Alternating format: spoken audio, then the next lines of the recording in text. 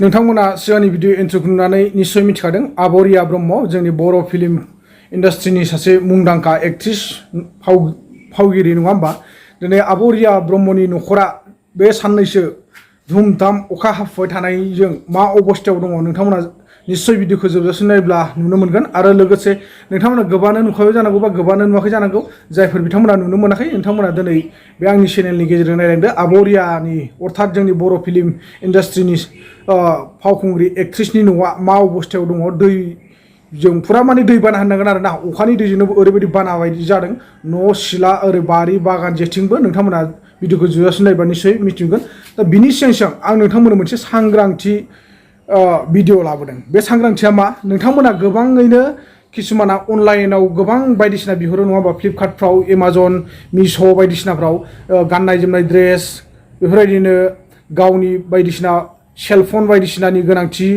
माबा मोनसे नांगौ मुवाखौ जोङो बयबो माने अनलाइनाव बिहरो नङा होमबा फ्लिपकार्टफ्राव दिनै बेफोरबायदिनो जोङो बुस्थुखौ माने चेक खालामग्रोआलासिनो गावनि आखायाव रिसिभ खालामग्रोआलासिनो सरि माने नायग्रोआलासिनो बुस्थुखौ जों गावनि आखायाव डाइरेक्ट रिसिभ खालामो आरो रिसिभ खालामनायनि गेजेरजों मा खालामो जोङो थोंजोंलि करियरनो फैसाखौ होनानै OTP नाम्बार होनानै बिदाय खालामो दा नोंथांमोनखौ आङो मोनसे बाथ्रा बुंनो सानदों नैबे भिडिअखौ नायब्ला निश्चय बुजि मोनगोन जायफोरा हिन्दी रोङो बा हिन्दी बुजियो आरो बुजियाब्लाबो आं नै फंनैसो फोरमायखानो नागिरदों नोंथांमोननो जाहाथे नोंथांमोना दिनैनिफ्राय हुसियार जानाया मोजां जे अनलाइनाव माबा मोनसे बुस्थु बिहरोब्ला नोंथांमोना गिबियावनो हायोब्ला बुस्थुखौ चेकिं खालामग्रो नायग्रो बिनि उनावसो OTPखौ हो आरो फैसाखौ हो मिथिबायना बुस्थुआ दङना गैया बक्सनि सिङावनो बेखौ नायग्रो दिनै ओरैबायदि जाथाय जानानै थांदों माने सासे हिन्दीबाला मानसि बियो माने अनलाइनाव iPhone 15 Pro बिहरदोंमोन 1.5 लाखनि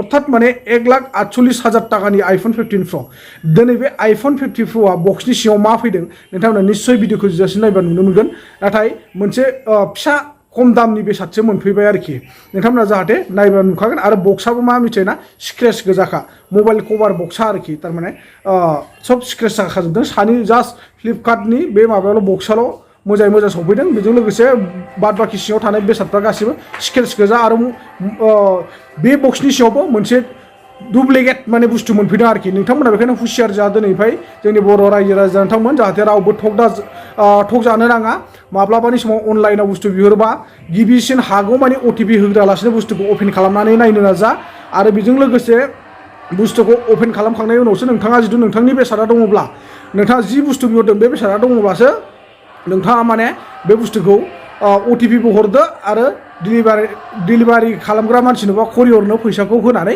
नोंथाङा बेजों बिदाय लानो हागोन आरोखि बिनि उनावथ' नोंथांमोना उननि समाव माने रिप्लेस खालामबाबोथ' जागोन जाया खुनु गेरेन्थि गैखाया नङा होमबा माने मालाबा समाव रिप्लेसा जागोन मालाबा समाव जाया फ्रायानो जाया आंबो गोबां बार मोनबाय माने रिप्लेसा जागोन खिन्थु बेलेग बुस्थु बिदिनो फाथायबाय थागोन नोंनो फैसा मालाबाबो रिटार्न होआ रिटार्न अपसन थुबाबो फैसा रिटार्न हरा बिसोरो रिप्लेस हरबाय थायो मालखौनो माने बायदिसिना माल हरफिनबाय थागोन आरो बेखायनो नोंथांमोनाबो हुसियार जा आरोना जोंनि बर' रायजो राजाफोर दिनै नोंथांमोना जुदि आंनि भिडिअखौ मोजां मोनोब्ला निश्चय जोबजासिम नायनायजों लोगोसे मोनफा मोनफा लाइकखौ होगोन आरो हायोब्ला नोंथांमोना सोरबाफोर गोदान भिडिअब्ला आंनि चेनेलखौ साबस्क्राइब खालामनायजों लोगोसे शेयार खालामना होगोन होननानै आं आसा खालामबाय अब्ला लोगोफ्रा माखौथ' देरि खालामबाय थाबावनो नङा होमबा नोंथांमोना दिनै नैबे भिडिअजों लोगोसे आबरिया ब्रह्मनि न'आ मा अबस्थायाव दङ दैबानाजों नोंथांमोना नायनानै निश्चय बुजिनानै लानो हासिगोन गाइस देखिए मेरा आईफोन खोला जा रहा है ये देखिए डिलीवरी वाले भैया खोल रहे हैं 1.5 लाख रुपए का आईफोन है आईफोन 15 वाओ ये देखिए गाइस मेरा आईफोन 15 प्रो मैक्स है लीजिए वाओ गाइस ये देखिए भैया ये इस पे स्क्रैच कैसे है ये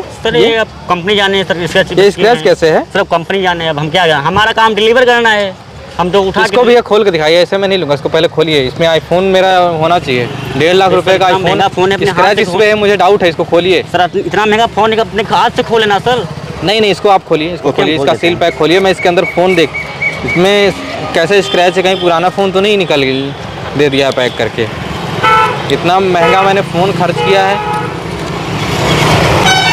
1 साल की मेरी पूरी कमाई है इसमें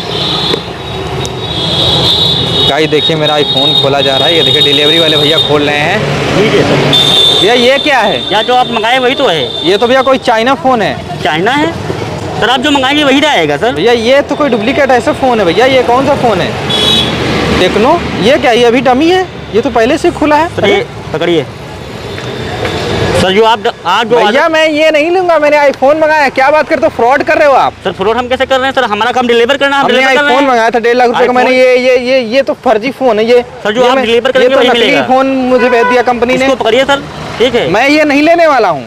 और जो आप ये डिलीवर नहीं करते तो कैसे आ गया? मैं नहीं लेने वाला, मुझे मेरे पैसे चाहिए। कंपनी की दिक्कत है, 1.5 लाख गलती है, रुपए ठीक है, मैंने मेरी गलती पेमेंट कोई किया नहीं है। है। आप 1.5 लाख करे हो या 2 लाख करे हो, ठीक हाँ। है। अब ये कंपनी की दिक्कत है, वो वहाँ की मिस्टेक है, तो ये हमारी कोई मिस्टेक नहीं तो है। ये कैसे हमें आईफोन कैसे? हमारा काम डिलीवर करना होता है, हम वो उठा के डिलीवर कर मैंने दिए। ये नहीं मंगाया था, मैंने 1.5 लाख रुपए का आईफोन तो मंगाया आप था। रिफंड के लिए डाल देना, 2-3 दिन में आ जाएगा। कंपनी ये इसको वापस पकड़िए। कंपनी वापस ये वाला फोन लेगी, टेक्नो का ये डुप्लीकेट फोन वो लेगी, आप वो ये भी देखें, फर्जी। वापस ले ना ले, हमारा जो काम है हम ये अपना काम डमी कर फोन दिए। लेगी। जो हमारा काम हो हम अपना काम कर दिए, अब रिफंड के लिए आप डाल देना। वापस ले तो ठीक है, ना ले तो ठीक है, हमारी इसमें कोई गलती नहीं है। नहीं भैया, मुझे मेरा आईफोन चाहिए। मैंने आईफोन मंगाया, इसका बॉक्स दिखाइए। ये आईफोन के बॉक्स में मुझे उल्लू बना दिया। ये मुझे भेज दिया कंपनी ने। सर उल्लू की बात नहीं है सर, यहाँ कंपनी की मिस्टेक मैंने है। ऑनलाइन द्वारा मैंने आईफोन मंगाया था, ये नहीं मंगाया था। आईफोन मंगाया मुझे था। मेरा आईफोन दीजिए, पर मेरी या बात फिर सुनिए। मुझे मेरे पैसे लौटाइए। सर मिस्टेक हो गई है, आप रिफंड के लिए डाल देना, आपका आईफोन आ जाएगा। भैया मैं कुछ नहीं जानता, मुझे पूरे पैसे चाहिए मुझे। सर ये वीडियो को बना रहे हो? वीडियो में बना रहा हूँ। वीडियो बंद कर दो, ठीक है। वीडियो नहीं बंद होगा। अच्छी शराफत से वीडियो।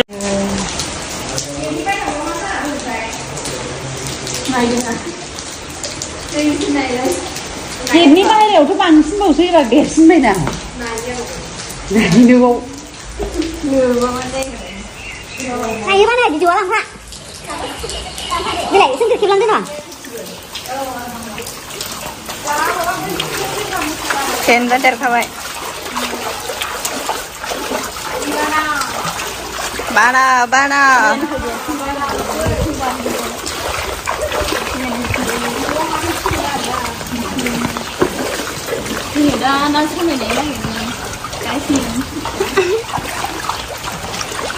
मैया एसेल'मोन दिनै देन्जार लोमसिनखाबाय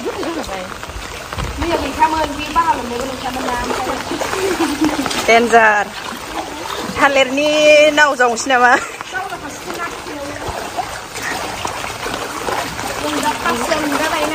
दिनों खालामदों मिथिबायना गायफिननायनि बे फैनायनिफ्राय खालामदों गैलालै अमाया आयै लेथ्रा जोबलै अमाया सेस थानोनो मोनासै अमाया दै लोमजोब्बाय अमायानो सिन्थाय बेसारा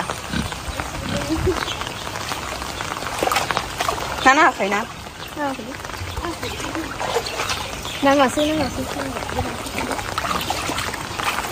मैया बे बे लोमाखैमोन ना बारा दैयानो नै बेसे गोदौ जाखो जा गोथाव जाबाय नै औ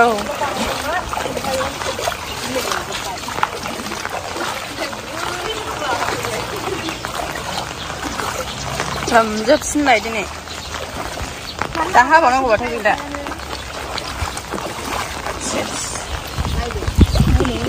बे लेथ्रानि थांजोबो न'आव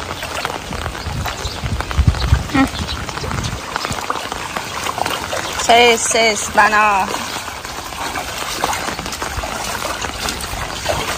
मैगङाथ' लोमजोबखाबाय एबार सान्दुं दुंबा थैजोबसिगोनसो रानला अखाबो हाबाय थायो गाननोबो गैला गैथ'लाबो ना माखौ गानबावनो माखौ दोननो रानला इयाबो आरो जाबावबायसो ना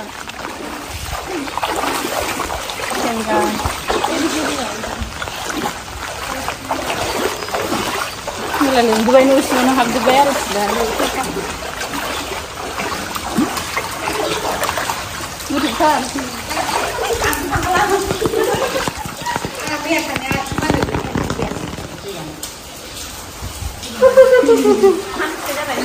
केमेरा खेबग्राखौ खेबदां सनाबिलिखौ गावहा खेबजानो मोनासै साला गोथौथार आं थांखाथारासै आथिं मानजोबदों आंना मैया हाबनाया ओंखायनो